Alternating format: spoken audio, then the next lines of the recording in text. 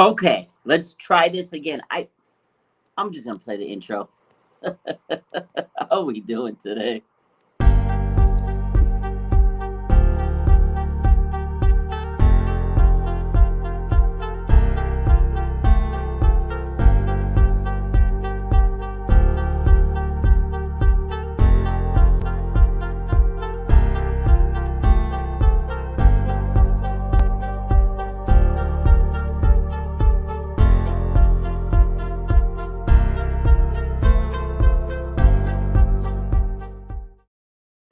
Okay, we are here. I swear to God, this StreamYard, sometimes I'll set up like a live for later in the day, and then they mess it up, and then they freeze the video, and then they don't have the chat loading. StreamYard, I love you, but fix your stuff, man. This is ridiculous. Had to restart the stream. Irritating. But you know what? I'm in shambles. The Niners are kind of in shambles, but is it time to panic for the 49ers? Gennaro says, I hope you're having a good day. I hope you're having a good day. What's up, Michelle? What's up, Throwback? Oh, man. What's up, Dad? We're going to get to all your questions and everything. This has been a rocky start to the show today. It's been a rocky start to the season for the 49ers. Can the 49ers save their season? Can I save my stream? Stay tuned, because I think both of these things can be saved. My stream can definitely be saved. We're going to move on. And I think the Niners season is not in shambles. It's not time to panic. I think we got to chill out. I think we need to take a step back and breathe. There's been too many people going crazy. Oh my God, the season is over. Oh my God, I missed 2019. Oh, listen, we're 1-2. There's a lot of good teams that have lost, some games right now that are 1-2. It's early. Now, if they keep playing like they did this Sunday, then yeah, we can hit the panic button. But it's still early. They've kind of been a team that starts slow under Kyle Shanahan. They're kind of a team that likes to, you know, drag their feet a little bit. They play down to their competition, right? And it's just one of those things. That's how the Niners are under Kyle Shanahan. They start slow. Last year, 2-4, 3-5, made it to the NFC Championship. Now, do I think that can happen again?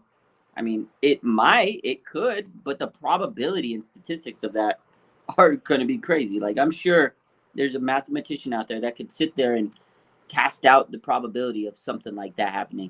I hope it doesn't, because that's not good for my mental health. It's not good for the blood pressure.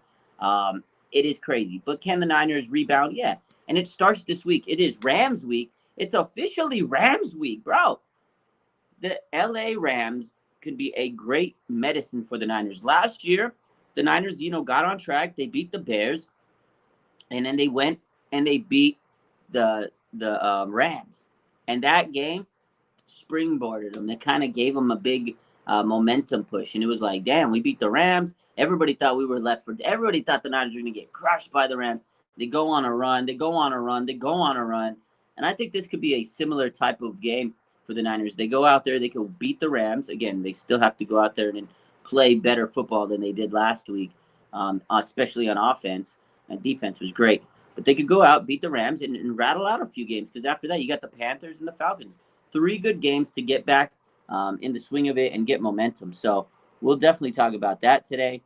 49ers Throwback says, our run game is going to hurt with Trent being out. Dude, you're so right. Dude, Trent Williams, I'm still upset that he's out. But what are we going to do? We can't cry over spilled milk. I mean, we can, but it's not going to help us. So you just got to hope that Colton McKivitz comes to play. I'm sure they're probably looking around the waiver wire, seeing if there's anybody they can pick up. I know Dan Brunskill might be back in practice this week. I hope Dan Brunskill comes back. We need Dan Brunskill. What's up, Enrique? Good to see you too, 49ers Throwback. He's such a very supportive guy. I appreciate it. My man, hey, Peter Parker, what's good? Marcos, take it game by game. JTX, what's up, Raj? What's the best way to get good tickets for the home game? I like Ticketmaster. They're usually the best. TickPick, there's a lot. There's always these. There's a lot of them, but I feel Ticketmaster, I always get the best deals from. The Game Time app, they're okay, but they put a lot of fees in their tickets. You look at them, Game Time's cheaper, but then they kill you with the fees. So Ticketmaster is probably the best for the games. There's a place I used to do sponsors for, like the Ticket IQ. I think that's what it was, Ticket IQ. They're not bad, actually. They're pretty good. But again, the fees on all those things kind of kill you. I would just go with Ticketmaster, honestly. Hey, Peter Parker says, times like this, I miss Trey so much. We didn't even get to really see him this much, and it's this year. It sucks, man. I miss Trey. I tweeted out the other day that I miss Trey so much, and man, I really do. I feel bad for the kid. His first season as QB1 didn't go as planned, but it's just an adversity. He's got to battle back from. He's got to, right the ship, and he's got to, use this as a building block and one of those things, a stepping stone into the future. And it's just a hurdle for him. It's unfortunate, but like they say, every setback, there's a major comeback, right? So, and I think he will be. He's a very, very strong-minded kid, and I think he's going to do it. Not a kid, a young man.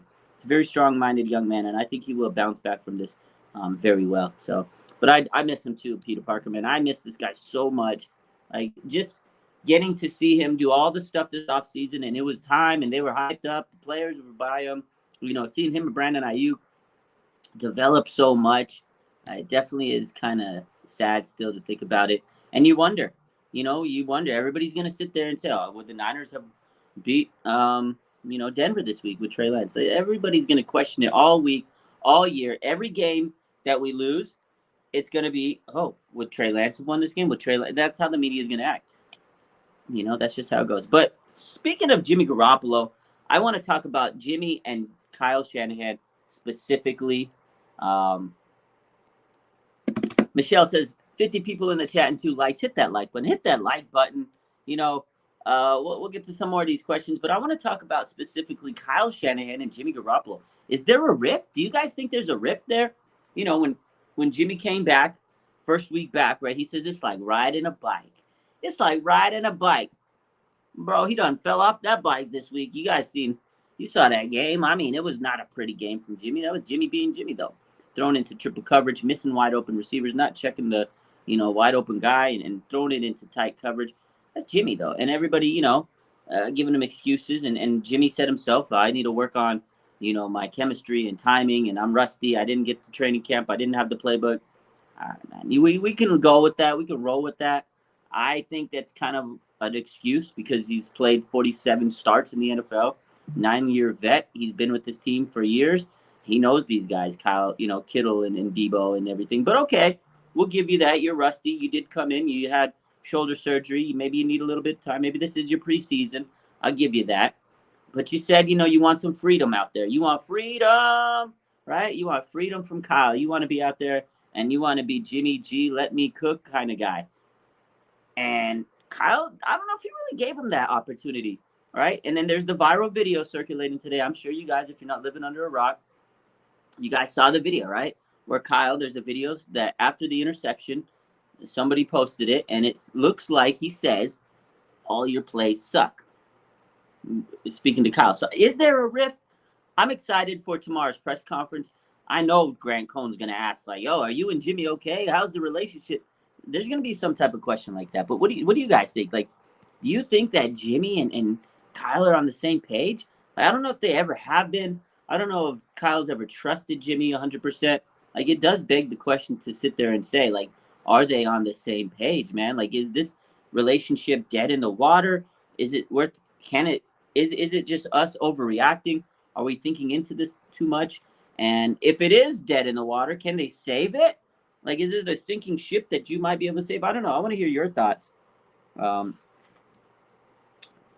Says Debo was crying. I felt bad for. Oh man, there's been a lot of players that you could tell they're upset. Man, Debo was just like crushed again, just like in the NFC Championship game, right? Peter Parker says this relationship is dead in the water. This dude didn't even get a playbook, nor was he allowed around the team. They thought he was going to get traded, right? They thought he was going to trade him. They didn't give him a playbook. But did Jimmy really need the playbook? He's been on this team for multiple years. He has the Jimmy playbook. The playbook that Trey was using was different, right? It was a whole different set of plays.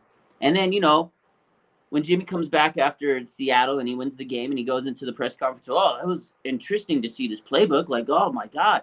And then now he's saying that, oh, he needed more time to get, up to speed. And everybody's saying, there's a playbook. Jimmy didn't have the playbook. I feel like that's kind of BS.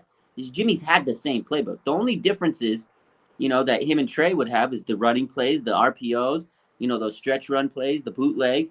and a deep pass. Jimmy can't hit a deep pass. So, yeah, maybe he's like, oh, yeah, I saw the playbook, and I was surprised. Jimmy doesn't have a deep pass in his playbook. More probably, my speculation.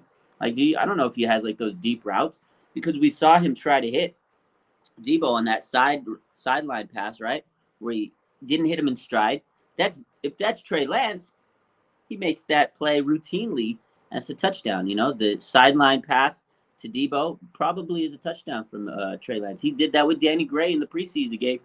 Green Bay, 76-yard touchdown, launched it, uncorked it. It's basically the same play. So, yeah, I don't know. Jimmy has these Trey Lance plays now, and I don't think he can run them because he's never had that ability to. I mean, that's not his game. That's not Jimmy Garoppolo. Jimmy Garoppolo is, quick pass. I'm going to hit the flat. I'm going to hit the screen pass. I'm going to hit this quick slant. I'm going to make my first read. I'm not going to throw it deep. That's Jimmy Garoppolo. So, yeah, maybe he is a little surprised that they have these big plays, these big, stretch the field type plays, because that's Trey Lance's repertoire. So, Erica says Jimmy needs more freedom with the plays. I mean, he says that he needed freedom, and then he's getting. Let's play the clip. I'm sure you guys seen it. So this definitely is why we're talking about this today, right?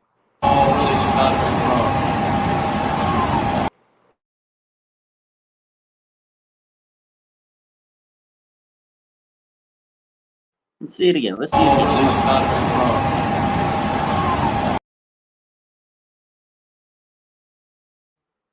So it looks like it. It looks like it just on surface. Again, well, I don't know. We're not professional lip readers, but it looks like he says like, "Yo, your plays suck, dude. Your plays suck. All these plays suck." Something like that. Like, is he frustrated with Kyle? It's kind of funny that he's sitting there. Your plays suck, but I mean, Kyle didn't make him throw into triple coverage, right? Kyle didn't make him miss the wide open receiver. Kyle didn't have him, miss the receiver in stride. So I don't know, man. It is a weird kind of situation going on. But again, if they win this game and then they put everything beside, we're not even going to talk about it. But it is kind of interesting. When I saw this video today, I was like, I slowed it down and I was like, oh, maybe they're just gassing this up. Maybe people are just being stupid. You slow it down. It literally looks like he's saying these plays suck, right? 49ers Throwback says, I rewatched the film. Kyle called a good game, and his play calling was good. I agree with Rohan. I rewatched it. There still was questionable calls, but it was better than at surface. When you watch the game initially, you're like, oh, my God, throw it away. The plays were a little bit better situationally. I still don't agree with play action on the goal line. The offsides play, that was just a blunder. That play was a blunder. Offsides, play action, or goal line play action, was a stupid call. I mean, there were a few play calls that I was like, I was questionable. But yeah, I mean, Jimmy missed receivers. He was not staring down the right guy. He was just looking, I don't know where Jimmy's eyes were on half the plays. And then the O-line just broke down. The O-line was just awful, especially when Trent went down, Jalen Moore couldn't block anything, man. He couldn't block a little 5-year-old, man. That was bad. He was getting bullied off the line. Mike McGlinchey didn't look too hot. So definitely was frustrating. I mean, I think he called as good of a play as he can, but it was just like the decisions, right? Like Jordan Mason not getting a chance to get a few carries in that game. You're giving Debo the ball up the middle. So I don't know, man. And maybe Jimmy's frustrated with Kyle. Maybe Kyle's frustrated with Jimmy because it's the same Jimmy. Jimmy's going to be Jimmy. He's not going to be different. You know what I mean? So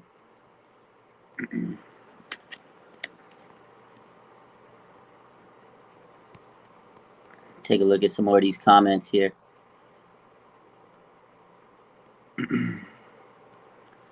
My man Anthony says, Kyle needs to be like Pete Carroll. Pete plays to people's strengths and trusts people. Yeah, that's true. That's a good statement. Like, I feel that sometimes he doesn't trust everybody. We've seen it before in the past. We've seen the doghouse narrative. I mean, whether it's true or not, it does seem like it does get that vibe sometimes that Kyle doesn't always trust everybody, right? Like, we don't see Danny Gray out there. He gives limited carries to certain players. Jordan Mason, he had one carry, and it's like, okay, well, he's not out there anymore. Why is he in the game if he's only going to get one carry? And I mean, Jeff Wilson didn't look bad, but it would be nice to see some of these other guys get some carries, right? Debo, we love Debo. I know he can run, but running up the middle just doesn't prove anything to me. And the teams know it. Like, every team knows that Kyle is going to run Deebo Samuel. Get a little creative with it. They don't even do the jet sweeps anymore. Like his rookie season, Deebo made a name from doing all those jet sweeps, man. And it was like, whoa, wow, the heck? And we don't even see that anymore. They don't use the orbit motion as much. They do a little bit of motions, but not like the tricky stuff they used to do like in 2019. So I think he needs to kind of get back in his bag, reach back in there, keep it simple. It gets a little too complicated sometimes with things. He overthinks it. Um, Shylock says Kyle is calling the plays based on an algorithm. He needs to start calling plays based on the game. This is a good comment. I kind of agree. Like I feel like we know he has a script, right? He likes to go in there, script his plays, and run what he think needs to be done because this is a situation. I know it, and I'm gonna run it because it works. Probability and statistics. But you need to be in the game and be in the moment and look at what's going on.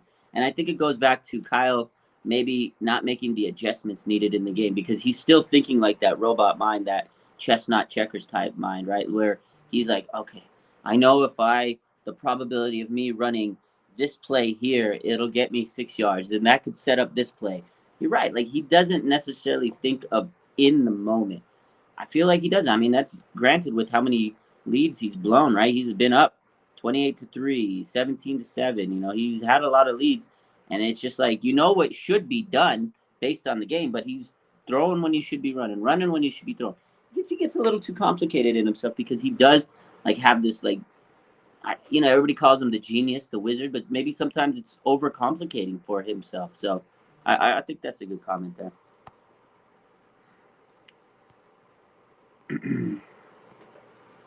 Ricky says, I was thinking they had this plan for a month. Jimmy was going to stay with us.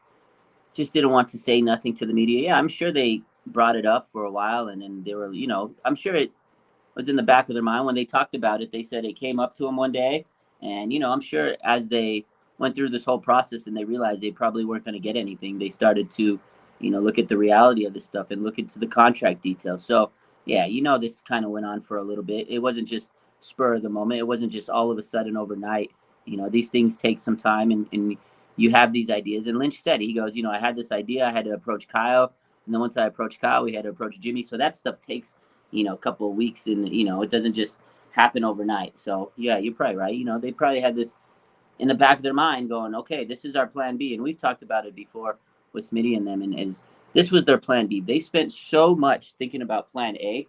It's like they neglected plan A, or plan B. Sorry. They spent so much time thinking and nurturing plan B. They forgot about plan A, which was Trey Lance. Like they were like, oh, it's going to work. Don't worry. Let's make sure plan B is good. And right now, plan B doesn't look as great as they thought it was going to be. So, but again, it's only one game that they saw. So we'll see. We're going to give them the benefit of the doubt. Everybody's sitting here saying Jimmy's rusty. He needed practice. This was his preseason. We're going to roll with that. And we'll see how it goes after that. Again, we'll see. I mean, to me, Jimmy's Jimmy.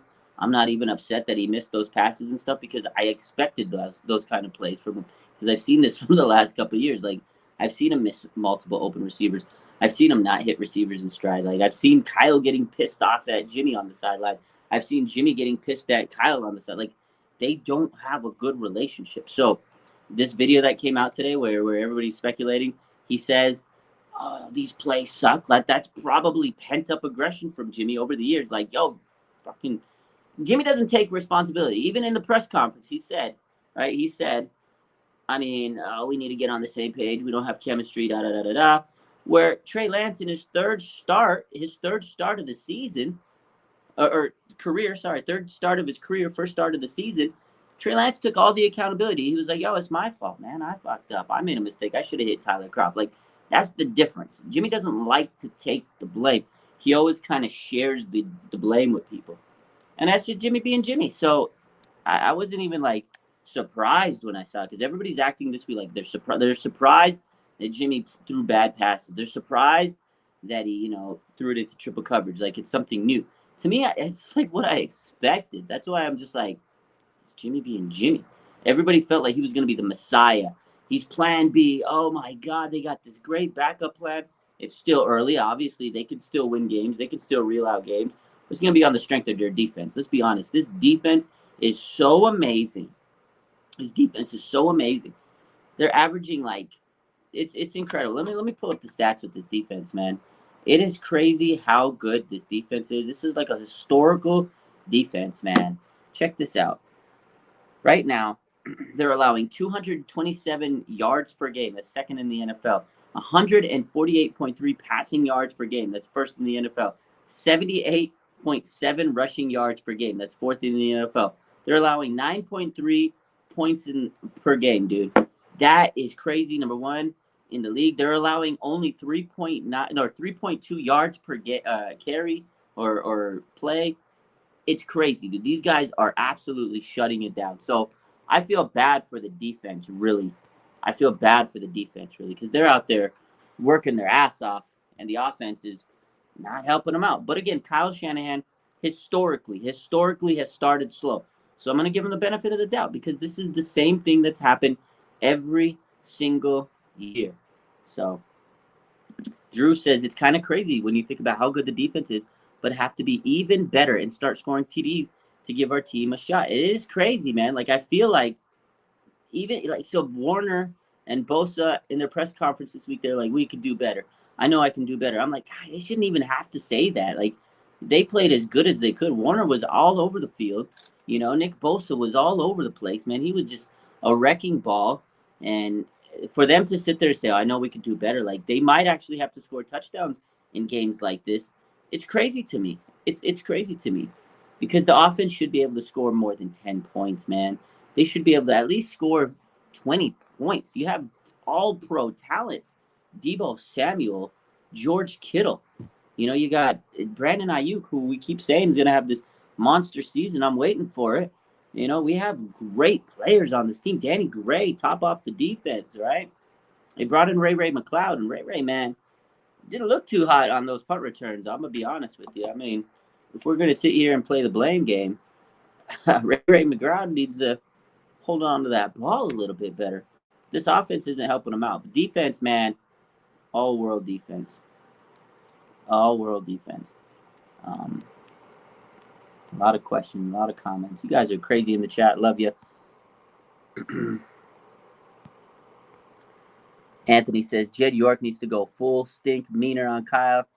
I mean, I think Jed York's going to stay out of, the limelight because in the past when he's gotten in the limelight, he got chewed up. He made the wrong decisions. I think Jed's kind of taken a back seat to things. I don't like that. I feel like you're right. I think Jed's got to step in a little bit more and be a little bit more assertive, be a little bit more aggressive. But ever since the Trent Baalke situation, Jed York's kind of done this. He says, I'm going to stay out of the limelight. I'm going to be back. I'm not going to get my hands wet. I don't want to do any of this because he got chewed up after that whole situation. So I agree. I think that Jed York needs to be a little bit more aggressive here and put his foot down, but nah, it's not him. He's got that. He doesn't have that dog in him. We know what his x-rays look like. We know what Jed York's x-rays look like. They don't look too hot. Let me find Jed York's x-rays. Shall we? Let's see if I can find Jed York's x-rays. Let me see. I don't know if I could find them, but we're going to try to find his x-rays. He definitely looks pretty abysmal. Abysmal, though. You're right. I wish he would step up a little bit more and put some more pressure. But I feel like he's just going to let Kyle and John Lynch handle the situation. That's how he is. He's more passive nowadays. He used to be a little bit more assertive, but man, he got chewed out by a lot of people a couple of years back. Remember that when he was there and Baalke was there and the whole situation spiraled out of control? People hated him. People hated him, man, and rightfully so. It took him a lot of years to get back in good graces with people. Here it is. This is Jed York's x-rays. It took me a while to find it because I was looking through all the files, but this is Jed York's x-rays right now. He doesn't have that dog in him. That's Jed York's x-rays. He's going to stay back. He's not going to make any crazy decisions right now. All right. Sacktown, this is a good question. How can we win if Jimmy and Kyle don't like each other after all? Maybe they do. Again, maybe we're reaching. But if they genuinely don't like each other, it is a good question to ask.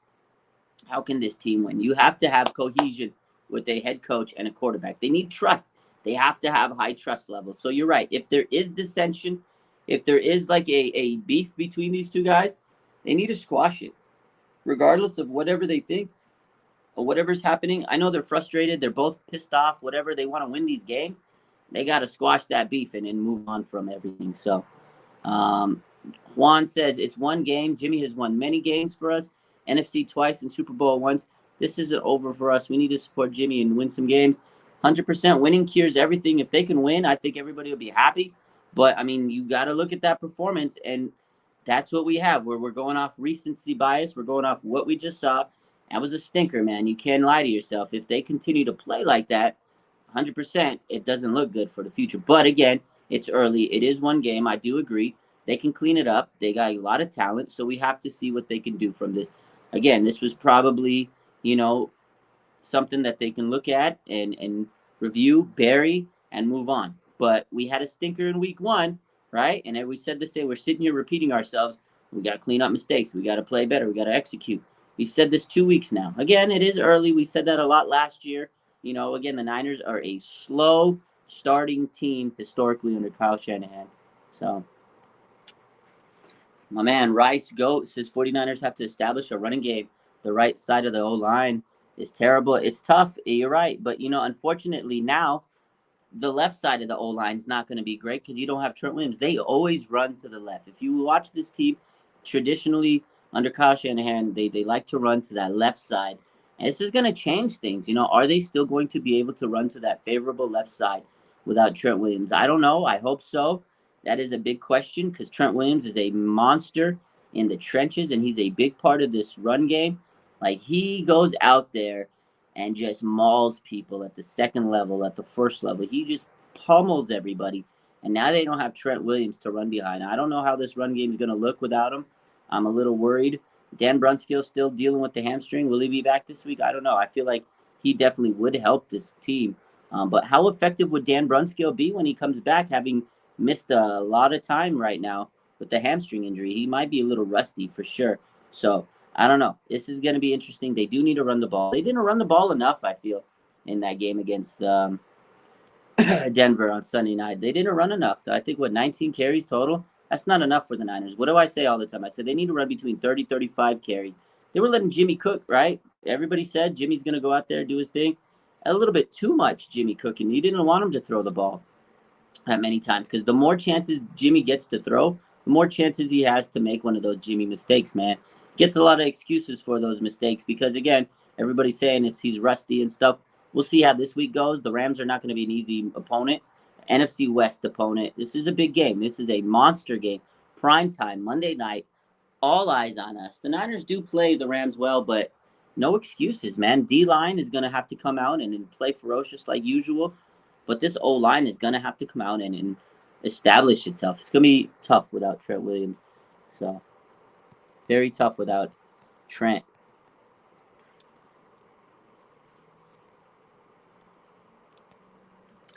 Gennaro says, with Trent out, does this mean we won't see Kittle getting down the field because he'll be blocking?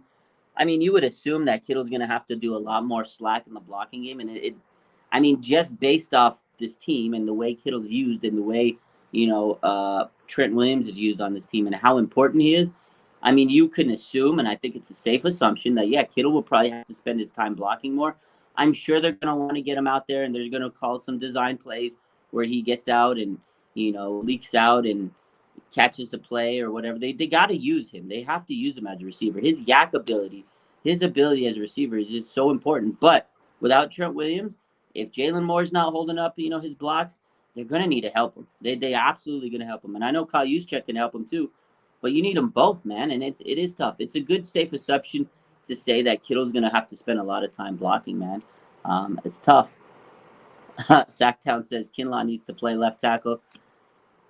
Man, maybe, right? I don't know. I'm not sold on Jalen Moore. He just doesn't look good out there. He looks very uncomfortable. It's unfortunate. He is coming off an injury this season, but he just doesn't look like he has that ability to go out there and shut it down. And he's got big shoes to fill, let's be honest, with Trent Williams. And then the other guy is Colton McKivitz. Colton McKivitz is the other guy. I think he's actually getting the start this week. Colton McKivitz, I'm not sold on him either. Both of those guys, to me, are just mediocre linemen that haven't really developed too much. Maybe they can prove me wrong. They can make me eat crow, but I'm not a big guy, Colton McKivitz guy. I don't think he's going to be able to hold it down. like Trent Williams. I mean, this is a massive loss. Trent Williams was arguably the best player in the NFL. So we'll see. We shall see. Rick says, like you said, and they said Jimmy this, Jimmy that. Kyle said the other people said, what happened? Like what? The comment backfire. Rocio Hernandez says, I watched the post by C-Mac. Jimmy was consistently missing open receivers. I know he's a quick passer, but you got to wait for the play to develop.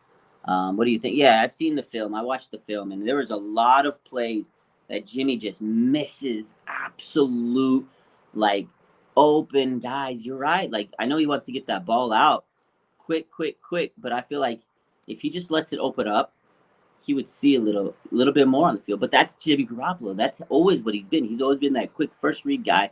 He wants to get the ball out, put it in the playmaker's hand, Kittle, Debo, and that's why Debo was so good last year because Jimmy would get it to him, quick boom, and Debo would do the rest, right? 5-yard play, boom, screen play, boom, screen, slant play, boom. That's Jimmy. Like he's about to get the ball, hike, and release it because he doesn't want to take the pressure. He doesn't want to get hit. He can't escape the pressure because he's not quick on his feet, so he has to get it out. And that's the difference between Trey Lance. Everybody sat here and they said, oh, Trey Lance holds the ball too much. Trey Lance holds the ball too much. Trey Lance is looking through his progressions. He's letting the play open because he knows there's multiple levels on the, as the receivers are going. And he knows that if he waits just 2 seconds and the guy runs his route right, Debo should be here.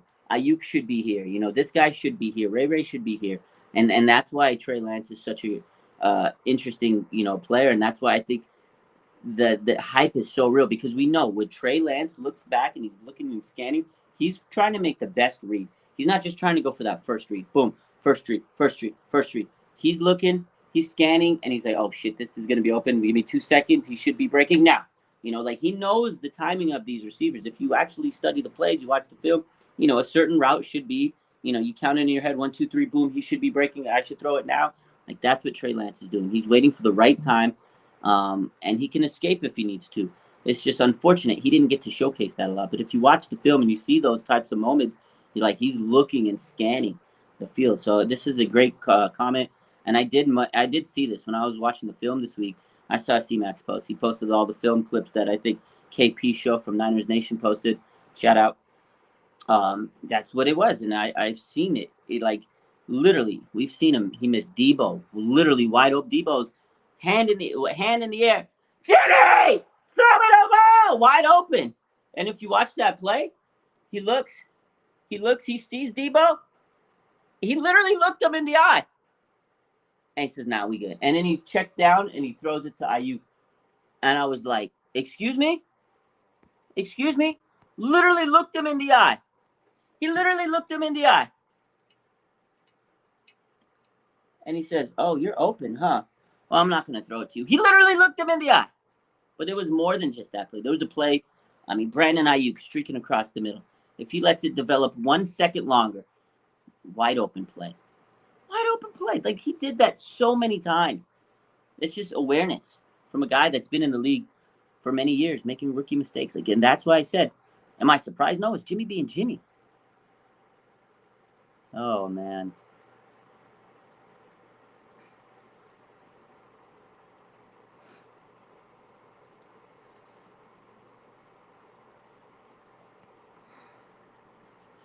Yeah, did you see what RG3 wants to be called? That was funny. He was joking. He was like, yo, Kyle, call me in. Call me in.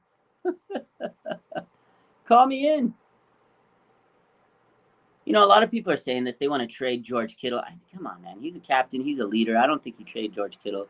He means a lot to this team. I think you got to keep the core group together. They have some solid players together. Debo and Fred Warner and Bosa and Kittle. Like, I get the argument. Kittle would give you a lot in return. This is probably the last chance you would get to trade him and get, big value. But I still think you keep Kittle. He's valuable to this team in many ways. Just really hasn't had a guy that could get him the ball efficiently. And unfortunately, the way the Niners use him is they use him in the run game. I don't think the run game would be great, as good as it could be without Kittle. It's tough, man. As I know a lot of people want to just say, oh, trade Kittle, trade this guy, get him out of here. I still think we should keep Kittle, man. He's important to this team. But if they do want to trade him, this would be the year to trade him because I think this is where his value is going to still be at its highest. After this, I don't know how much value he would have after this, but I still think you keep Kittle, man. You know, I think you still keep him.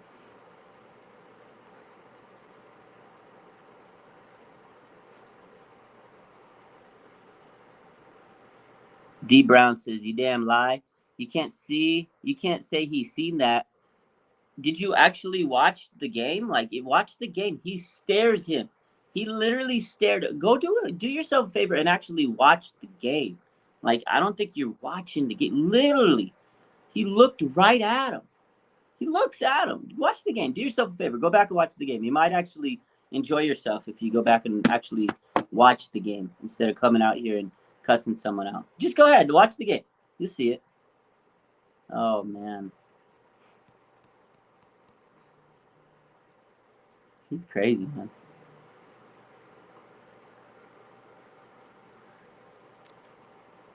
Okay, man. You watch all the games, buddy. Cool, man. That's good. I'm glad you do. Go Niners, baby. This guy's just wilding in the chat, man. Wilding in the chat.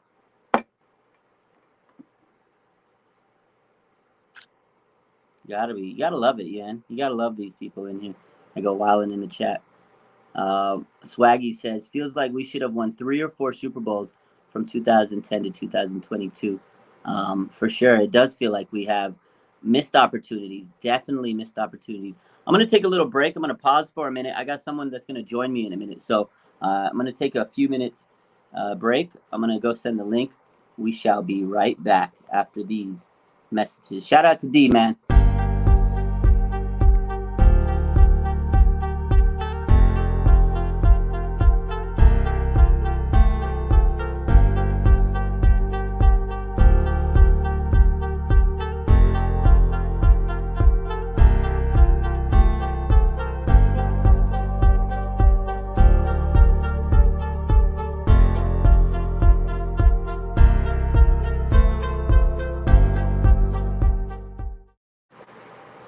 All right, we're back. So we got a guest coming in. We're going to talk for a few minutes. So hang tight. We got a guest coming in. Oh man, people are coming in here and just acting reckless. This is what happens when you lose a game. People get all their emotions. I get it. That's fine, man. We all have our opinions. You don't have to agree with me. I'm cool with it. It is cool, man.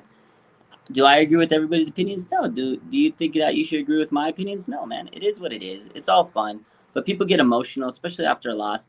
And it's like I always say, after a loss, it feels like weeks, sometimes months after a loss, man. It is absolutely crazy. That's why I like wins better. The weeks go by a little bit faster. It is what it is. People feel a certain way about certain players. You talk bad about their players, and they come at your neck, man. It's how it is. That's how sports are. They're very passionate about their players and their teams. And, Jimmy Garoppolo lovers and truthers, they're coming at your neck if you tell them one bad thing about Jimmy. They don't like to hear it, but it is what it is. A little zesty, right? Oh, man. You got to love it. Let me take a look at some of these questions while we wait for our guest. He looked at him, then looked away, and then starts tap dancing in the pocket. God, man. Love it. Appreciate you, D. Appreciate you. Keep feeding the beast, baby. Love you. Erica says people are hating on Kittle. They're mad because he didn't do much in the game against the Broncos. Yeah, people get upset with Kittle because his game isn't always seen on a box score, right? We don't see blocks. We don't see pancakes. He does make a big, factor in the blocking game, but we don't see that on the box score. We want to see him put up big numbers, and people have fantasy football, right, nowadays, and they want to see him put up big stats, and then he misses a few games. So people do get mad at Kittle, but he is so important to this team. And, if Kittle was to get traded, the fans would go crazy. They'd be mad. And then they'd sit here and they'd be sad when he balls out on another team. But here we are. Without further ado, let's get in here. There he is. What's up, Big Wang? What's going on, baby? What's up, man? How you feeling today? How's it going? We're officially on week 4. Week 4. And we're playing the Rams. So this is good. This is double good. You know what I'm saying? So I'm super excited, man. But listen, it's good to be home. It's good to be talking about moving forward, moving on from that game that we saw in Denver, and let's prepare for this week 4. It's about to be a battle. Luckily, we get an extra day, right? So we don't play it on Monday nights. That's a good thing. Raj, how you doing, man? I hope things are going well, bro. Yeah, we're doing good. I'm definitely excited to be moving on from that blunder of a Sunday night game. We get an extra day because of Monday night, and you're right. It is good because it is the Rams, and this is a game where if we can beat them, we'll get back on track. We can be right on top of the NFC West, and I think everybody that's upset will be back in the saddle and fully on faithful mode. And it was an ugly game though on Sunday. They got to clean that up. The defense was amazing. It's the offense, and it always is. The offense always starts slow. They always start slow under Kyle. So we'll see. Give them the benefit of the doubt. I think they can come out.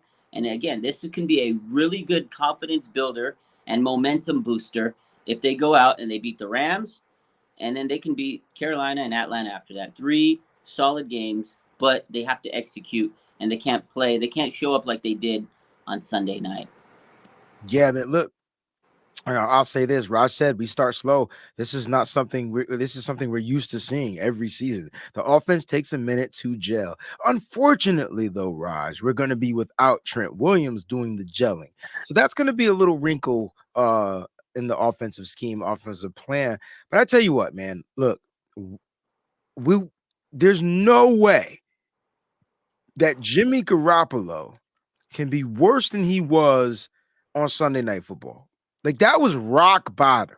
Hey, there's no way he can be worse. He can still be bottom. He may be rock, but he won't be rock bottom.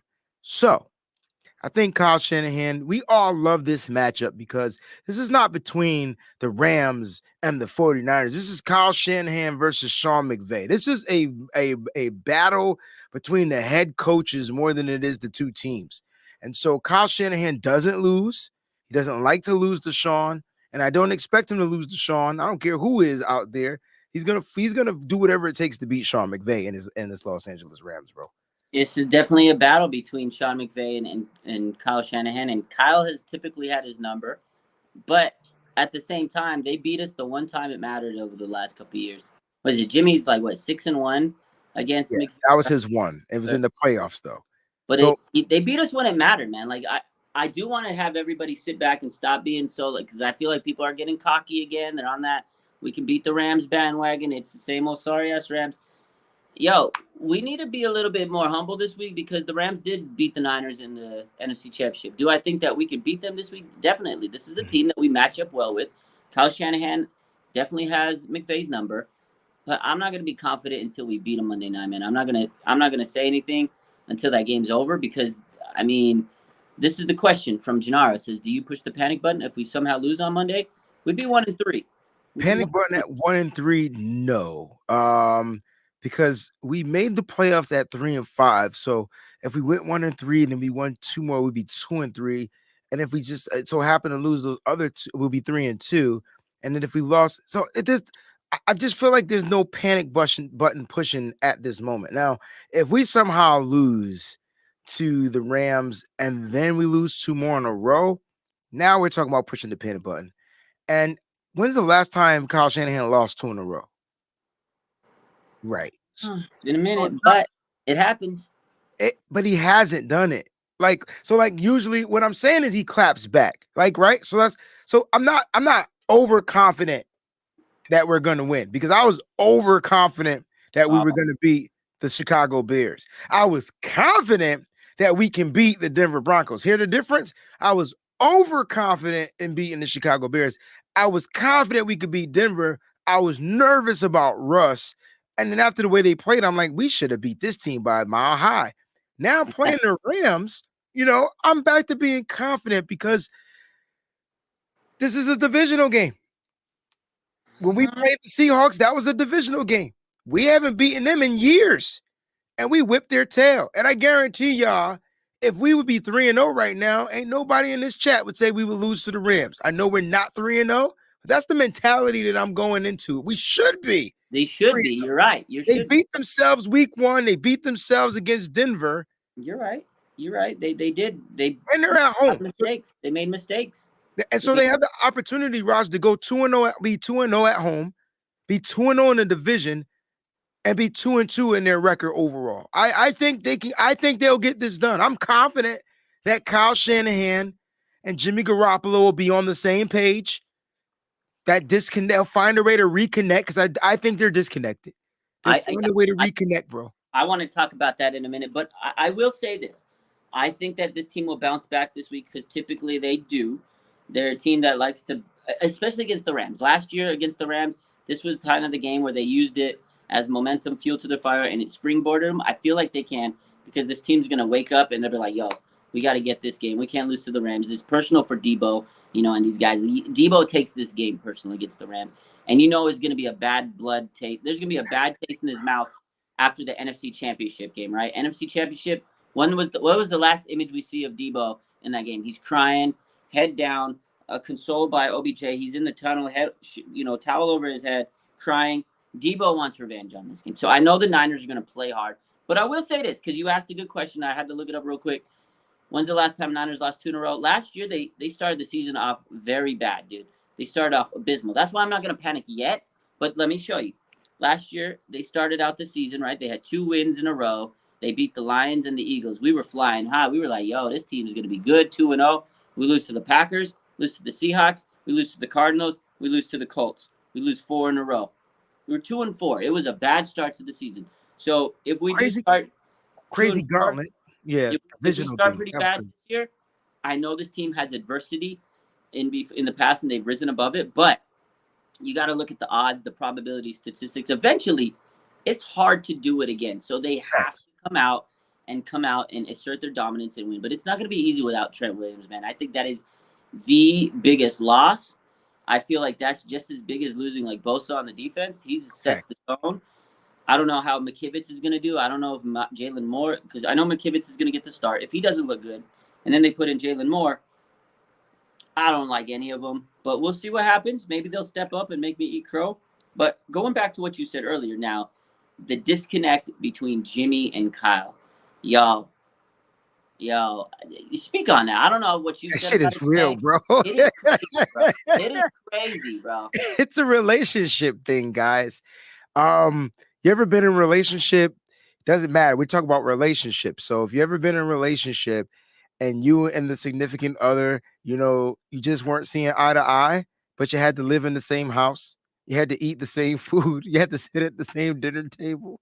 That shit is awkward. It's an awkward feeling because you guys got to remember, listen, the 49ers and Kyle Shanahan clearly were ready to move on from Jimmy Garoppolo. Jimmy Garoppolo clearly wanted to move on from the San Francisco 49ers, and yet here we are with Jimmy Garoppolo as the starting quarterback under a restructured deal for way less money. He's even making less than that injury settlement that he would have got.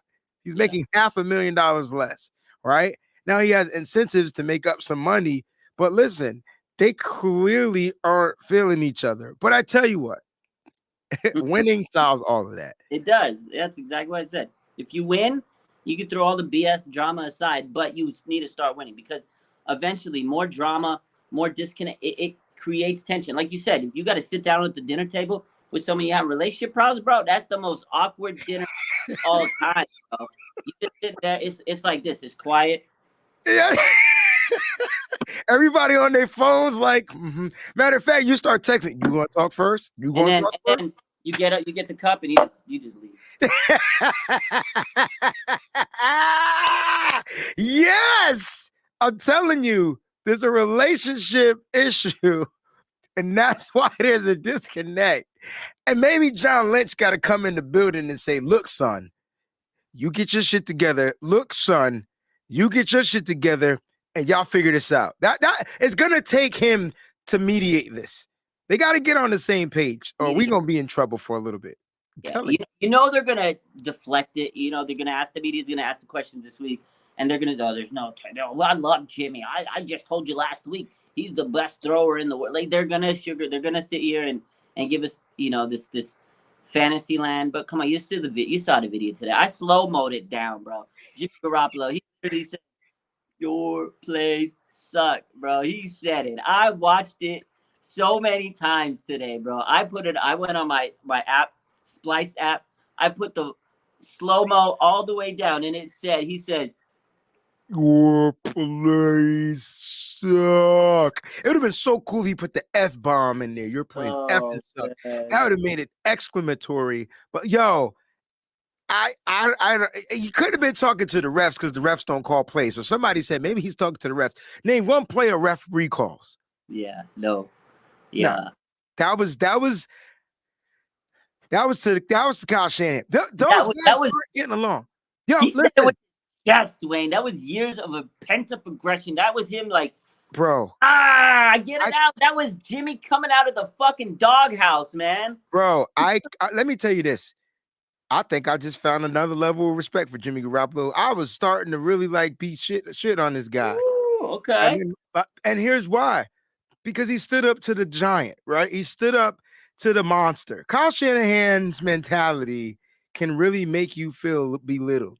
And I think that's where Jimmy's coming in, and he's just like, yo, man, like that, he came at him in the presser. Like, what are we not putting 1 + 1 together or 2 + 2?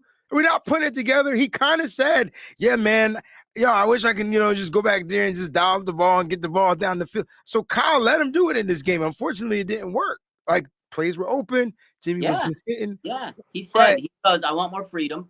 Jimmy threw the ball a lot in this game. They only ran it 29 times. They 29 times. They ran it only 19. And the Niners' success is to run it. So Kyle said, all right, here you go. Throw the plays. But now we're sitting here. We're looking what if Jimmy's telling us what we're speculating on. Maybe the plays that Kyle was calling weren't the ones that Jimmy wanted to run. So then we're back to this. Is Kyle still not letting him have that freedom? Is he still control? I don't know. It's a weird situation, man. But if they win games, it's not going to matter. I think this is from the outside looking in. This is how I think it's going. Kyle Shanahan can't talk shit to Jimmy in the pressers. That would be a bad head coach. Yeah. So he told Jimmy in the game, I tell you what, yo, put your money where your mouth is. You say I suck, I like these plays or whatever. Fine, no problem. Here you go. Go ahead and win this game. Yo, why would Kyle Shanahan call play? Let me back up. Why would he call play action pass in the end zone? Who does that? Bro, that play made me sick to my stomach, bro. Like first off, that I want to talk about that play because first of all, that was a stupid call. Play action in the end zone. Okay, you can play action in the end zone or whatever. Then you got Jimmy back there, looking like Dan Orlovsky, right? He didn't have situational awareness, so he didn't know where the end zone was. But even if he escaped it and he didn't get a safety, he throws a pick six. So either way, you screwed on that play. And then the aftermath. Trent Williams rose his ankle on that play, bro. That was the literal worst play, and it's like the definition of how our season's gone so far. I get it. We're only in week 3, but man, oh man, if you can pick one play to highlight our season so far, that is it. That was it. That's why I said at the beginning, when I first got on here, I said that was rock bottom. It can't get worse than that. We lost Trent. He can't get hurt again because he ain't playing right now. Jimmy threw a pick 6 and got a 2-point conversion. He gave up 8 points technically on one play call by Kyle Shanahan because that was Kyle saying, if you think you the shit, go ahead and get yourself out of this one, son. I'm telling you, that's what dads do. Dads, when they feel like they can't get through them, act like so I don't know if you have, I know you have a daughter. I don't know if you're a son, but I have a son. I have a daughter. And my son is 21 and he thinks he knows everything. Oh yeah. And so I let him figure shit out. All right, everything cool. There you go. Do your thing. Yeah, 100%. My daughter's the same way. She's 14, but she acts like she knows everything in the world. I'm like trying to explain. Oh, don't worry, I know that. So now I'm like, all right, figure this shit out. So when she's and messing up, I'm like, oh, I thought you knew that. Oh, but I need like. See how you said what you said? So Kyle can't say that. Oh, I thought you knew that. So what he's going to do is put him in a situation to show. And Kyle's probably looking back being like, uh-huh. So listen, guys, it's we're speculating. We're just having fun with this situation now, right? Because it's over with. It happened, and there's nothing we could do about it. We lost the game, so I'm just gonna have fun with it. Because if I don't, I'm gonna be upset and angry. I don't want to be angry anymore. I was angry Sunday and Monday. Today's Tuesday. It's a new damn day, and we're looking all right. We're moving on to the Rams, the Lambs, whatever it is you want to call them. I'm just saying, I wouldn't be surprised. Kyle is petty, no pun intended. He is as petty as they come. And I would not be surprised if Kyle Shanahan did some petty crap like that, bro. Now, on the bright side, Jimmy Garoppolo can't play any worse. Now, he did have a bad game the last time he played the Rams. That was in the NFC Championship. I think, honestly, if Colton McKivitz would have played that game over Trent Williams, it might have been a better outcome because Trent clearly was unhealthy in that game. He wasn't right. You know what I'm saying? Trent's not playing in this game. You mentioned Colton McKivitz earlier. Believe it or not, Colton McKivitz played well in his limited snaps. He wasn't even supposed to play. The reason why he was even third string was because he was coming off the injury. Jalen Moore was so bad, Raj. I know. He was bad, dude. He had, like 7 snaps in pass protection. He had, I think 3 pressures given up. Dude, that's bad. That's bad. Like, back to back to back to back. Like, dang. You know? No, I think McKivitz could be better than Jalen Moore, and then it goes back like, okay, yeah, Jalen Moore, look, or Colton McKivitz, we probably, in hindsight, maybe we could have used him in the NFC Championship because Trent Williams definitely wasn't all right because he was playing on a bad ankle, whatever the case. But so now we get to see Colton McKivitz in there. A lot of pressure on him, man. I don't know, man. I hope he can step in and play good, but it's still going to be a big loss not having Trent. And I know a lot of people are like, oh, you can't be questioning this team. We're going to bounce back and beat the Rams. The Rams is not an easy game, man. It's not an easy game. It's Sunday. The Niners have had 2 stinkers so far. Again, I think that they can bounce back. They've been a team that have done it before. They started slow last year. I get it. It's not time to hit the panic button. But they need to have, like, a little bit more assertiveness. They got to come out a little bit more aggressive because I think fans are getting tired of them starting slow. Like, you don't want to start slow and go through all this long, crazy season and go through this adversity. It's just frustrating to see, man, because they have so much talent. They have so much talent. But then at the same time, a lot of these players are getting hurt because Azeez is also hurt. Azeez Al-Shaair. You got Trent Williams is down. I don't know if Dan Brunfield's going to be back, but he's been hurt, right? So you don't have Jimmy Ward, although Gibson's played very good in his absence. So secondary and defense has really held it down. And I feel, I don't know if you said this or somebody, I think it was C-Mac the other day. It said, the Niners defense, that's the type of depth that they have that they can make up for injuries. So even if we have injuries on defense, it doesn't hit them as hard because they do have guys that can step in. It's the offense, though. They've already been playing pretty bad. And now if you take a big toll on offense, now you're stepping in and trying to patchwork an offense that really hasn't kind of hit their ceiling yet. So big game, man. But it could be a motivational game where they can really springboard them into a win streak. So we'll see. I like this comment right here because shout out to Peter Parker. Hey, Peter Parker. I do have a 21-year-old too, by the way. I have a 21-year-old and a 5-year-old. Yeah, that's kind of crazy. You got a 21. You don't even look like 35, man. Oh, I'll take 35. I'm 41, but I'll take 35. But no, seriously. This made me scratch my head. And this said a lot to me from Kyle Shanahan. This call right here, him not accepting that 3rd down penalty, pushing them back 10 yards. It would have made it 3rd and 17.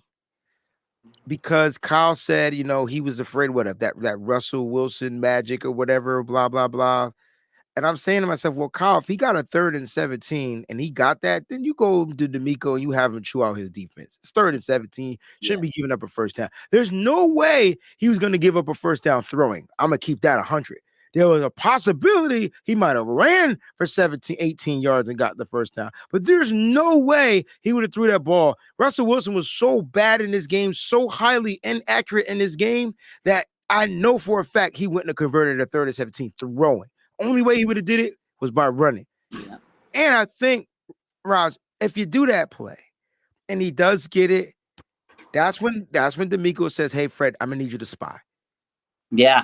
You're absolutely right because this defense was balling all night. You let the defense go out there and make the play. You got to trust them and say, I trust you guys to make this play like you have all night. to me that took out your trust in him.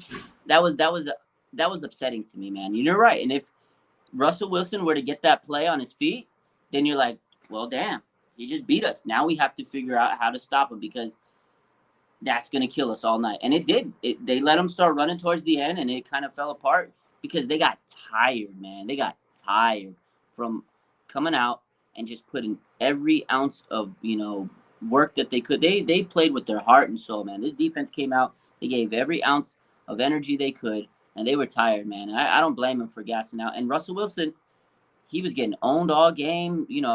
Bosa was coming at him, and Hyder and all these guys, Drake Jackson. But this has happened to them many times. Russell Wilson he's gotten punished from the Niners defensive line many times. But when the fourth quarter comes, he knows he just has to kind of stay grounded. If they can keep the game close, he's going to start running. He saves it to the end, and he knew it, man. And I feel like they kind of, that right there, that little play right there messed up with their mind, man, because I feel like they were like, yo, you don't trust us to make this stop? That was a bad play. That was definitely a bad decision. I agree. I agree. But anyway, they got 3. And you can't change it, yeah. McManus kicked 56-yard field goal. The jump would have went for 66 yards. The way he that ball was that. In Denver, you can hit field goals easy because that mile high. Because of the mile. Bingo. So Kyle, I don't know. That was the first thing that made me. That was probably the only thing I really questioned in this game, and then that play action in the end zone. And then Kyle talking about, yeah, man, we left a free guy to come open. I wish I could pull up this video. Me and John and I were talking about this. There was no free guy coming at Jimmy Garoppolo.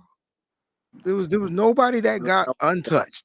Everybody was blocked. Jimmy was trying to move and he couldn't move in the pocket.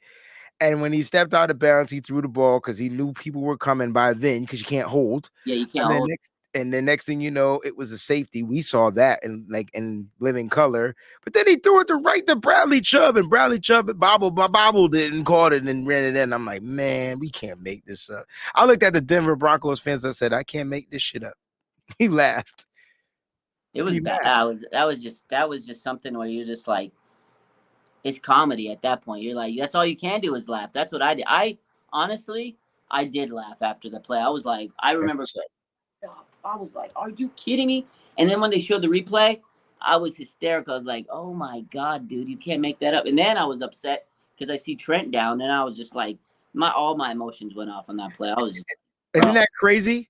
How ironic was it that we couldn't be mad at Jimmy because we had to be worried about Trent? No, man, it sucks, dude. Like, I was like furious. And then, like, 2 seconds later, I'm like, oh, no, please be okay, man. And then when the cart came out, bro, I fell to my knees. I was like, Lord, as soon as the cart came out, I was like, oh, man, that ain't good. That ain't good. I said, 2 weeks in a row, this damn cart comes out, man. Then Trent was like, get this cart out my face. He said, nah, man, I'm going to walk off. Trent's a dog, man. He said, F the cart. F the cart. Blood, but he's a warrior. He's a warrior. But unfortunately, it's a high ankle sprain. So he walked off the field on it, and he ain't going to be walking on it for at least 4 weeks. At least 4. I'm thinking it's going to be that 6-week time. High ankle sprains are pesky, man, especially for a guy like him, big guy that has to plant and, put all his weight on his feet. That's a tough injury, man. Mm-hmm. McKivitz got to hold it down. He's got to learn trial by fire. This is it's going to be tough, man, because Aaron Donald, McKivitz. Let me ask you this. If Brunskill is good to go, and be 100% honest, Spencer Burford had his worst game last week. Oh, man. All right, now hear me out. I've watched Kyle Shanahan remove Samuel Womack from this lineup, and I didn't think Samuel Womack was playing bad. Not at all. Diamador Lenore got the start at the nickelback position. Samuel Womack came in, 2 plays, made plays on both plays. Yeah, he did. Special team play, bro. Woo. Bro, made play, even on his defensive play. He the one that forced the fumble. Yeah, he did. So he got the highest defense. He got the highest rated PFF grade too, by the way. He's a dog. I was surprised they took him out myself. But what Kyle said, he goes, Lenore's impressed in practice, and he's giving these guys opportunities. Shout out to Lenore for doing his thing in practice. He played good also on Sunday. Lenore was a dog. So it's a good problem to have. Yeah, it's a good problem to have too many good defensive backs. But I think where you're going with this is if Brunskill's healthy, do they Finish it, pull baby. Burford Finish it, baby. and you put in Brunskill? Finish it, baby. Why not? Why My- not?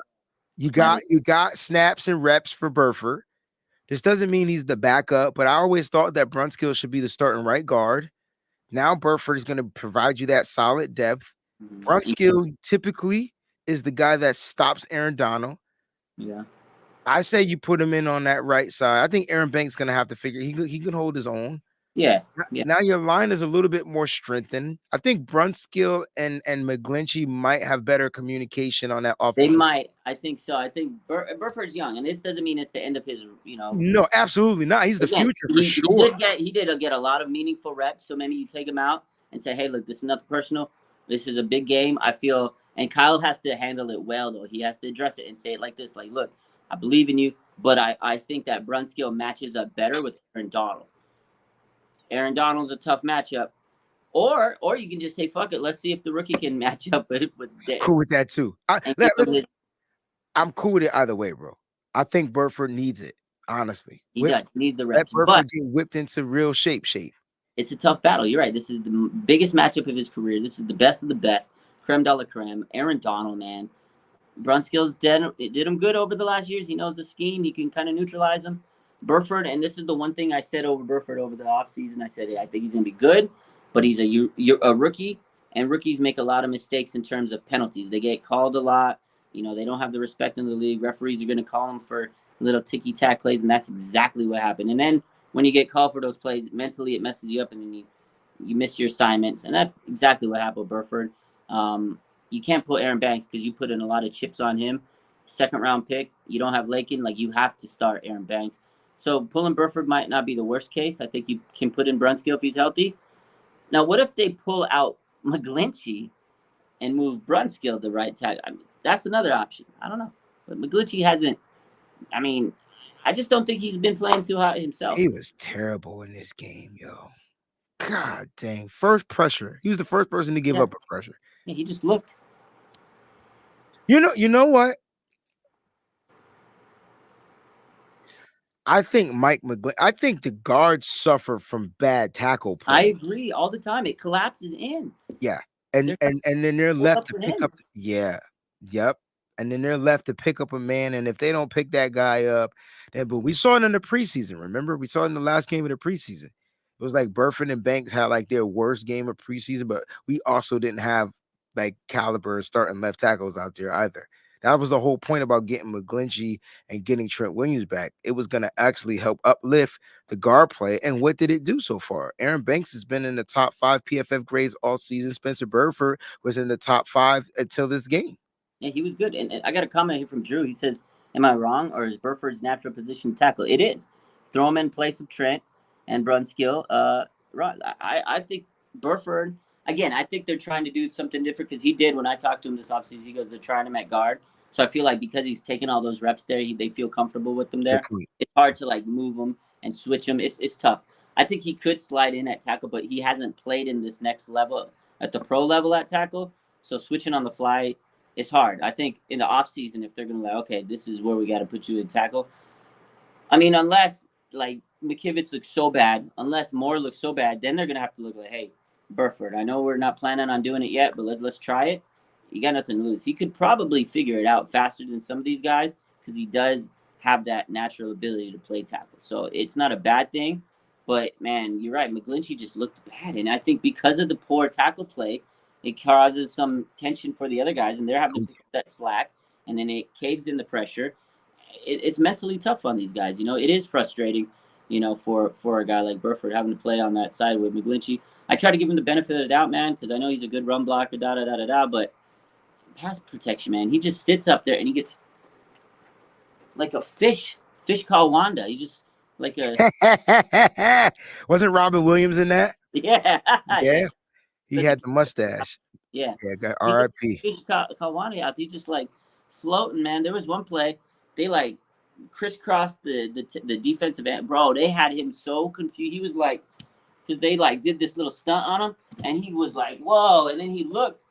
And then the sack came, and I was like, bro, he didn't know what was going on. Bro, I was like, oh, Man, McGlinchey done look so confused on that play. Yeah, this is I'm with you, Raj. Burford didn't take any snaps or any reps at any of the tackle positions during training camp, during OTAs, and during the preseason. I don't think it's going to be right to put him at that tackle position right now. He's been training to be a guard, which is good because usually when you bring these young kids in, who aren't like first round sure picks, like at their positions, you usually put those offensive linemen. You usually get the tweeners. You Yeah. start them off at guard, and then you hope that they convert. For example, Jalen Moore is naturally a guard, and they're trying to make him play tackle. It's the exact opposite, and he should go to guard. But because he did all these reps at guard at tackle, they won't move him to guard. Yeah. See what I'm saying? Like he That's, was yeah, drafted that's as the a guard. problem. Yeah, exactly. You kind of play them out place, and then they don't develop the way they get, and then when they go in there, they look lost because they're trying to figure out a whole new position. That's tough, and I know why they like to draft like versatile players that can do that with a little ease, but it's tough on a young player. You're just trying to figure out the game. You're trying to figure out the speed of the NFL, and then you get thrown around, man. It's tough, bro. Like it is tough, and I mean, I hate to call out players like Jalen Moore and stuff because they play bad, but they weren't set up for success. And I feel like sometimes that happens with the Niners because of so many injuries. So people are just thrown into the fire, man. We get so many people that just get thrown in there. It's sink or swim. Some of them, they rise to the occasion. Like Dre Greenline, his rookie season, we were like, holy crap, this guy came out of nowhere, saved our season. You know, some guys can, but then you get other guys, they come in and it's just like, the timing wasn't right. Some guys need a little bit more time than others. So it's tough. 100%. I don't know. I'm excited for Monday night because this is a game where we can, right our wrongs and bounce back and prove people wrong. But it's also a game where we can, That sucks. We got to look at it both, like both opposite spectrums, right? It could be really good. We win. We're in first place. We lose. We're in last place. And then it's just like, now how do we overcome being 1-3? Yeah, I know. I like to win games because the chats are always better. The vibes are better. There's more content to post. We just need a win, man. We need a dub. We definitely need to. But here's the thing, I really think they can. Yeah, I think. I think they can. The question is, do they win? Like, will they win? I think they can win, but do the 49ers want to win? And if they do, guess what? They got to limit mistakes. They got to capitalize off of turnovers, and they got to put daggone touchdowns on the board. How dope would it be if the 49ers put up 14 points and force the Rams to throw the ball? Now you can play pass because the Rams go down. Let's say the 49ers defer. They win the toss, they defer. They get 14 points up by the half. Rams going to come out. They get the ball back. Now they go up 21-0. Guess what the Rams are going to do? Now, guess what our secondary is going to be waiting for? Exactly. So make sure. I'm tired of the other teams making Kyle Shanahan change his plays. I want our team to make them change the way they call the game. Force them to pass. Matthew Stafford likes to throw the ball down the field, and when he has to throw the ball, he's highly inaccurate. Yeah, you're right. Like, you know what I mean? When it's only him throwing, he can mix him to run here. He's like the lead leader. Like Matt Stafford throws picks, man. If you force him, if we get up early, we can force him to play what we want to play. And our defense is so good with like we talked about Womack, Lenore, Charvarius Ward, Emmanuel. We have dogs up there plus the front pressure. If we can get them to if all we got to do is get a lead, man, and no team is ever going to come back on us because of how good this defense. You got the number one defense in the NFL. All you need to do is give them like a 14-point lead, man. You need to give them that lead. But because we can't, we're keeping these teams alive and making boneheaded plays, we're giving people too many chances, man. And that's the issue. This game says a lot. I think you're right. I think it's definitely winnable because it's a division game. And it's one of those games where we're like, look, it's still early. We got to be the aggressor. But that's the key. Kyle Shanahan has to make other coaches adjust to him. He can't be the one having to try to adjust because Kyle's not a good coach in terms of adjusting his game plan. He gets stuck in somebody said it earlier when we were talking about, he has this algorithm. He tries to stick to his script. throw the fucking script away and just play the game. Go with what the game is giving you. He doesn't make those adjustments. So, big game. This is a game that's going to tell us a lot about who we are. It's an early game, but it's going to tell us our identity. You know. So 100%. 100%. Like I said, it's a game they can win. And if the 49ers win it, they move right on to the next. They get ready for the road, head to Carolina, head to Atlanta. Games that they should be able to win. Like, you know what I mean? So start with the Rams. Let's get to this Monday night game. Looking forward to it, Raj. Looking forward to doing more great content with you, bro. And hopefully we'll just have some really good stuff to talk about after Monday night's game. If we lose, then we got a lot of stuff to get off our chest. Yep. We got stuff to get off our chest, and then we got to play, you know, the psychologists for the fan base, because I got to come in and find some type of optimism. Yeah, we got to be positive. So I already know if we lose, we're 1-2. But it's not over, because then all we got to do is beat Carolina, Atlanta. Then we're 3-3, so we're back to 5. See, you already on it. Like, see, you good. Like, see, you got it already. Like, it's like a never-ending story. But listen, I want the 49ers to be in pure dominant form, and that's the issue. And I think because everybody's expectations that were, even with Trey Lance, y'all thought we were going to be in pure dominant form. And I'm not comparing Trey to Jimmy. I'm just simply saying we need to get back into that mindset. The 49ers themselves need to get back into that mindset. And I think that's all it is. But it starts with the coach. I need Kyle Shanahan to get in that mindset and say, listen, Jimmy can. This is what Jimmy can do well. Get Jimmy doing that well. Get his confidence up. Get Jimmy to do a couple of good throws like that aren't erratic. That's going to have him throwing with linebackers in his face. We got Bobby Wagner coming up. Oh, Bobby Wagner and Jimmy, they have that's a real quick. Let me. You so messed. That's messed up, bro. You know he's coming. I can't wait for Monday night, man.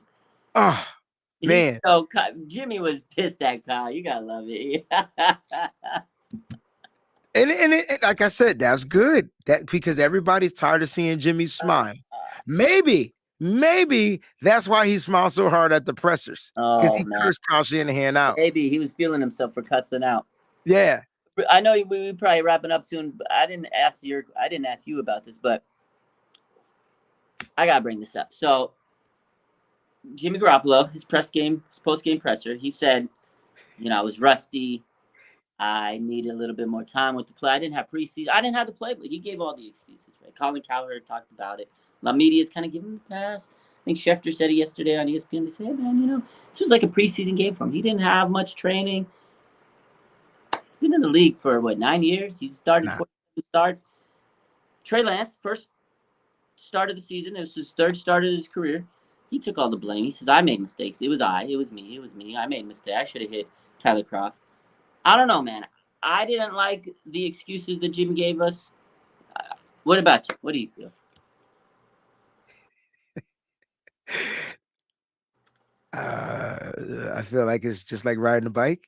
Sometimes you bust your ass. You just got to figure out. I mean, he said it. It was like, Raj, I don't know. Do you know how to ride a bike? Oh, yeah, I rode a bike since I was little. I used to build bikes, actually. GT. All right. Yeah. You look like you used to build BMX bikes. All right, here we go. But, yeah. I remember learning how to ride a bike. Mm-hmm. And I remember my dad letting go of the back of the seat. And I remember running into a fucking tree, yo. I mean, head on, tree, stitches, bike needed stitches. And it was just, but you know what? I got back up on that joint after the stitches, did it again, and I stayed away from the tree. You know what I'm saying? So, maybe Jimmy ran into a tree, and maybe he's like, I don't like the tree anymore. Let me the tree they don't move. You got to move out of the tree's way. But you're right. The tree ain't going nowhere, bro. The tree gonna stand right there. No matter, only hurricanes and tornadoes could move the tree. But bike to me couldn't move the tree. Maybe Jimmy. Yeah, I'm telling you. I'm just saying. I'm just thinking that's what it is. It's a learning experience, y'all. It is. You're right. Because it's so funny because he said he is like riding a bike, which made it sound like, it's so easy. Bro, but you're right. The process to actually learn to ride a bike it takes some seasoning because when I was, I was good at riding a bike, but when I first learned, bro, you're right. I did my fair share of falling down. Like I used to try to ride with my buddies. They were like big time bikers, so I wanted to ride. They did like these tricks. Yep. There was this place called Bike World. That's where we literally lived at this place. They had this back area where there was like donuts and like all these like ramps and stuff. And I was like, fuck, I got to get good enough so I could ride with my boys and do that.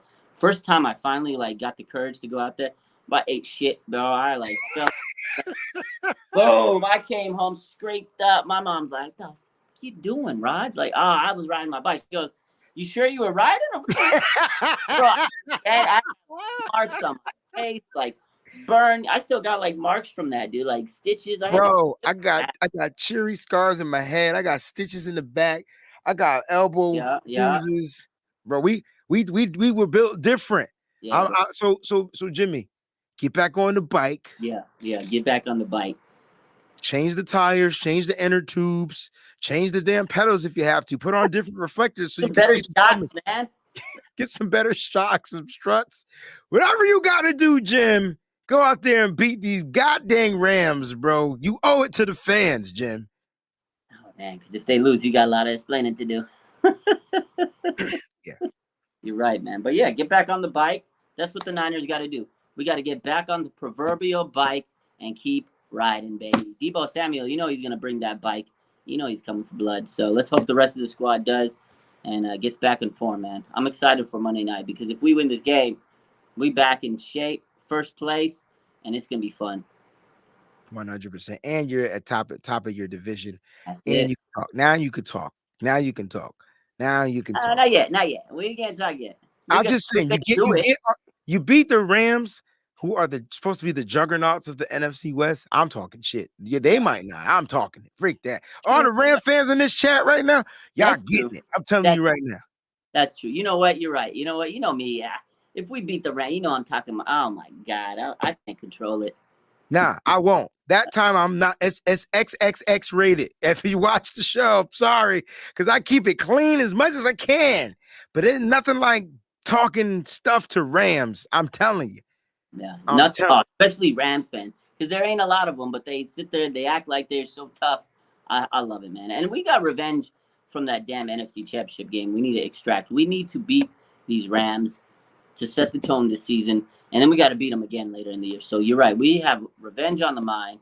Let's start, marching towards the rest of the season. Let's brush off these 2 bad losses and move towards a good dub. My man Anthony says, you guys are outside warriors. Man, when I was a kid, that's all we did was go outside. My mom said, get the hell out of the house. There was man. We didn't have PlayStations and PlayStation 5s and whatever. We had to go outside. I had record breaker attraction. I was building record breaker cars and Nikon cars with special batteries, and so that we used to have races. I used to skateboard, Raj. Me too. I used to skateboard. I had a Vision Gator and my skateboarders were Tony Hawk and Mike McGill. Oh, those are my guys. Hi, man. Yeah, listen, I was scared to go on a half pipe though. Yeah. Me too. I ended up doing it. It was fun back in the day. Like he said, me too, but I did it. Like, I mean, I had a Nintendo, all that stuff, but my mom was like, I had it. If it is daytime outside, she goes, you done your homework? I'm like, yeah, get the hell out of my house. I'll call you when it's time to eat. Street lights come on, right? And you're like, oh man, you hear the voice, get your eggs. You could hear her like screaming a mile away. So I had to stay outside until the lights came on. But we find things to do, play sports. There was a school across the street, play ball. We ride our bikes, skateboards, whatever, man. We were up to no good, burning shit down in the neighborhood, but let me leave you with this. It's my outside experience. I loved video games. Mm-hmm. So I had the Nintendo as well. My mom didn't want me in the house so much that she brought outside a black and white TV, a TV stand, and my Nintendo. She said, get your ass out. You can play the games, but you can't play in my house. Bro, I love my mother, bro. My mom did. This is what my mom did. She would be like, okay, you want to play the games? She didn't want me in the house because she would work graveyards and all that, and she'd just have too much things going on. She wanted to be cooking all that, whatever. So she would give me my system. She goes, here, take it to Chris's house or whoever my friends. You can bring all your, so my boys would be like, oh, you come over to my house, right? So they'd invite me to their place, and then I'd bring like the Sega Genesis or the Nintendo. So people would always want me to bring the shit. They didn't even buy games. They'd be like, oh, Raj has the game. Back at it, bro. They hella used me because my Yo, mom. you were used, bro. Yo, if I lived where you was, I'd have been right at the house with him. Like, yo, Raj, I know, you bro. get the new They, Streets of no, Rage 2, the raid bro. every Yeah. day. Dude, people be knocking on my door early as fuck, bro. My mom's like, "Why they always knocking on your door?" I was like, Cause you kicked me out the house. they like, Miss No One, can Raj come out and play? The motherfucker's eating his breakfast. Well, can we borrow his games? Oh yeah. I'm like, what? She goes, if you want to play them, Walter has them. I'm like, what the fuck, bro? I love it. I love it. I love it. Parents are cool, man. I love it. I love telling these stories, man. I really do. It makes me feel so good on the Me inside. too, man. Because nowadays these kids don't want to go outside, man. It's so weird, bro. Oh, Shinobi. All right. I got Raj. Nobi. Okay. I gotta go. But I gotta leave you with this. Shinobi versus Ninja Gaiden. Oh man, that's a tough one. I don't, man. Shinobi was my game, but Ninja Gaiden. Ninja Gaiden had to be the hardest freaking video game, yo. That was hard. I don't hard. even think I ever beat that game. I don't think I did. Shinobi was probably my game. That was better, but Ninja Gaiden was badass, bro. Guys, in the chat, because I'm gonna leave. I'm gonna go back to this comment section on this show. Shinobi or Ninja Gaiden, and I want to know why. All right. Ooh, God, that was tough. That was a tough one. That's a tough one. That's Sega versus Nintendo, by the way. Yeah, I know. No, that Raj, I'm gonna dip out, but thank you for having me on, broski. Yeah. Always good, man. I hope you pop in later this week. We'll talk for sure. Sure. Thanks for coming, man. Peace. Woo. Good stuff today from my man Wayne. Appreciate him for popping in. In the comments, drop it in. Shinobi, Ninja Gaiden. Which game did you guys like? Those were the games back in the day, man. Nintendo was a vibe. Oh man. My man Drew says he never heard of those games. TT says I'm not that old. Yo, yeah, me and Blaine are old heads. We old. He's 41. I'm 38. We're old dudes. Back in the day, that was the stuff, man. Ninja Gaiden. Woo! Good game. Shinobi. Fun time, man. There were some dope games. Contra. And then you had some man, Streets of Rage. So many good games back in the day. But anyways, I'm gonna leave you with that. I hope you guys had a good day. Hope you had a good hope you had a good day. I hope you have a good rest of your night. I love you. Take care. Go Niners. Let's get this dub next week. Love you. Oh, don't forget, hit that like button. Make sure you subscribe. Hit that like button. Smash that like button. Smash that like button. I hate telling people that, but you got to do it. You got to hit the like button because it helps me. It helps you. Let's hit that like button, baby. Bang, bang, Niner gang.